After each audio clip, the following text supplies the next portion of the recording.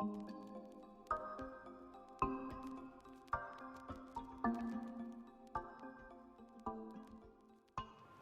welcome guys to Resto Designs and to another Friday workshop.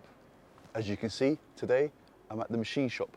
And the reason why I'm here is because my greatest fears was that that block was beyond repair, as in it needs to be rebored to go with bigger pistons, and that is the case. As it turns out, honing tools shouldn't be given to people that don't know what they're doing with them. Basically, they honed the top of the block to try and get that small lip off the top of the block that you sometimes get, and in doing so, went too far at the top, and it's literally out of spec for the standard pistons that I have. So I'm going to try something a little bit different. To find an ABF block here is quite difficult here in Portugal, but what people are tripping over here are 1.9 blocks, D, TD, and TDI blocks. So I was actually given, again, thank you to Ruben Piers. I'll put his name actually here because he sometimes watches the videos when he's at work on silent, so he doesn't realize I've given him a shout out. So shout out Ruben, thank you very much for this block. He actually had a D, which is perfect because it doesn't actually have the oil return in the block. So it doesn't need to be covered or welded up the rear of the block. But yeah, it's painted a luminous green, so it's here in the boot. So I'm going to try and do it this way around and do a bit of a hybrid, actually turn this diesel block into a petrol block. I'm sure it's pretty much the same. Let's see what the machine shop says and if I can get away with it. The reason why I'm using this block is because the bore in these are actually 79.5 and the ABF is 82.5, so I've got 2 mil. So regardless of what kind of wear this has got, I'm never going to have an issue because it's going to go 3 mil over bore in this, which as you can see, got loads of meat here on these diesel blocks. So I'm back at the workshop, back from the machine shop, and welcome to the Friday workshop, week 4. So where do we start?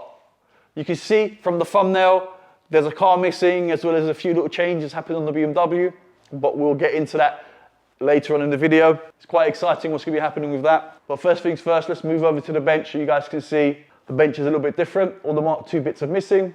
They're all more or less mounted on the car, apart from the headlining, which I'm waiting for that to come back from the trimmers, and the rest of the bits are actually on the BMW behind you. There's a box here from K-Data. It's an ECU, a plug-and-play ECU. I've not used these guys before, so yeah, I'm going to be excited to show you guys. So that's going to happen later on in this video. I'm going to unbox this and show you guys what's actually in here. This is for Project 3B for the ABF. As well as here, you can see 2 ABF heads here. One that came off the actual engine that I got the pistons off, and you can see the head on that is really quite bad. Let me show you guys quickly. And the first thing you can notice is how wet and black this is. As you can see, it was burning a lot of oil. I'm not surprised with the way they honed that block out, which is diabolical. So hopefully here on the camera you can see it. If it focuses in, you can see like there's little ridges here where it's actually been touching, the pistons were coming up and actually touching on the head slightly. I mean, who would not have noticed that? I mean, as soon as you turn the engine over by hand, once you put the head on, you would have felt that something was not right.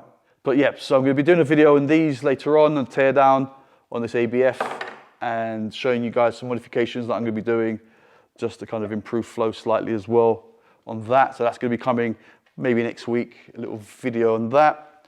Also ordered a whole lot of few bits from Works 34 for Project 3B as well, bits of trim that were needed. Let's move over now to this car. What can I say about the Mark III? Tried to get in contact with the guy from the pump. He's been on holidays for 2.5 weeks. He said he'd come this week. It's the end of the week. He still hasn't arrived. I have spoken to him actually this week. Took a whole 2 weeks before I even got in contact with him. He said he'll come and sort it out. If he doesn't come by the end of next week, I've had enough. I'm just going to deal with the pump myself. And if I've avoided warranty by messing around with it and unscrewing it, it is what it is. It wasn't what we agreed. What can you do? But I can't wait any longer. It'd be literally 4 weeks now waiting on him to sort this pump out. I need to get this car running so I can actually move this project forward and kind of finalize it and get this driving. I want to get ready for the show season, and it's going to be starting fairly soon here in Portugal, as well as I've got other things to get on with, which is Project 3B and this E30 as well. So I kind of It's a bit of a weight around my neck, and I do want to get this sorted ASAP. Moving on to more positive things, the BMW, the E30. The seat covers are off, the wheels are off. So what's going on? They're at the refurbers now. I'm getting them done in this BBS silver, which is on the Mark III from the RWs. They're gonna look absolutely top draw on this. I can't wait to get them on here. And also the nuts also being color coded as well to this dolphin gray, dolphin metallic gray. The seat covers are off, and the reason for that is I've been actually down to the trimmers, and we've been finalizing materials, colors, the amount of lines I'm going to be putting in the seats, and what's going to get trimmed. So the steering wheel's going to be trimmed, the gear gaiter is going to be trimmed, the headlining, the door cards and all the seats, probably a lot of it in Alcantara, and then just cloth in the middle. Maybe, let me see. Well, that's one of the options, or it might be a flip of it where I might have leather sides and Alcantara down the middle. I don't know, let's see. That's the two options I've got with the BMW stitching colors, kind of lines through the middle. So that's a little hint of what's going to happen. But obviously, seeing it once they're done is going to be amazing. So I've booked a time in for him. I've just got to drop him some money as a deposit and get that ball rolling. So it's quite a lot's going to be happening over the next 10 to 12 weeks because I want this car back in the UK by early to mid-May. I'm going to try and do a relaunch on this, try and get some more interest on the channel over this.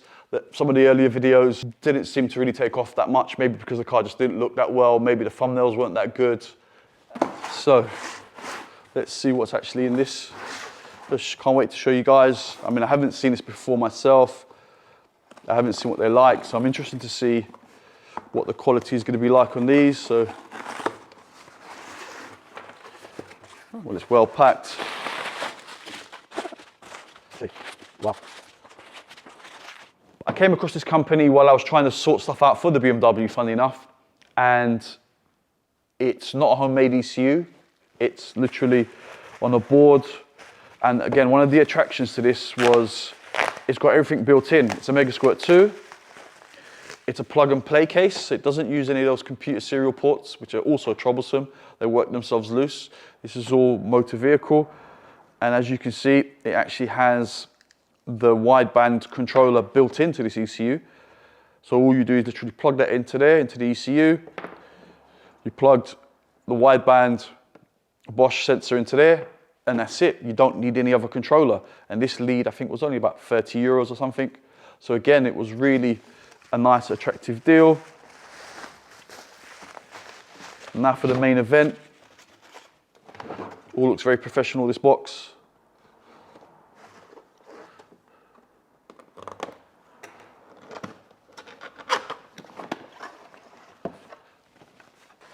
And this is, so I've got the software.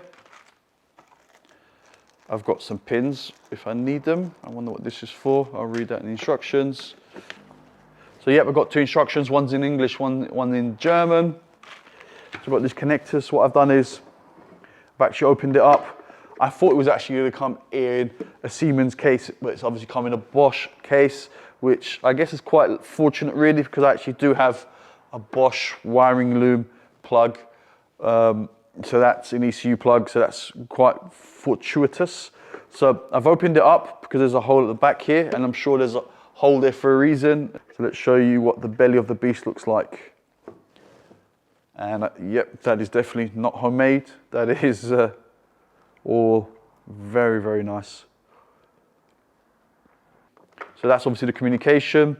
That's actually if you want to put an external map sensor for more boost, if you're running that kind of thing. For the lambda sensor is this one, switch thing, and actually tells you what it's for. USB use, map. Okay, so you can actually switch from internal map on or internal map off, which is quite cool. Just there, hopefully you guys can see it. All right guys, so I'm really impressed with this. This looks really, really cool. I'm quite happy. I took a bit of a punt. I had no idea what they were like. I only came across this because of the BMW and the issues I had in the UK with the Mega Squirt. And I found this company. I ordered it. It came really quick. Came within about 3 or 4 days from Germany to Portugal. And I'm impressed. Really am. It's got all the paperwork with it.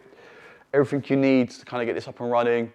The only thing I would say was they should maybe actually make it aware that you're getting a Bosch case for a Siemens ECU, because I think the plug's a little bit different. Don't quote me on that, but yeah, if you need to get they should actually say that it comes in a Bosch case, not the Siemens case, if you're going ABF. All right, guys, so that's it for week 4 of the Friday workshop.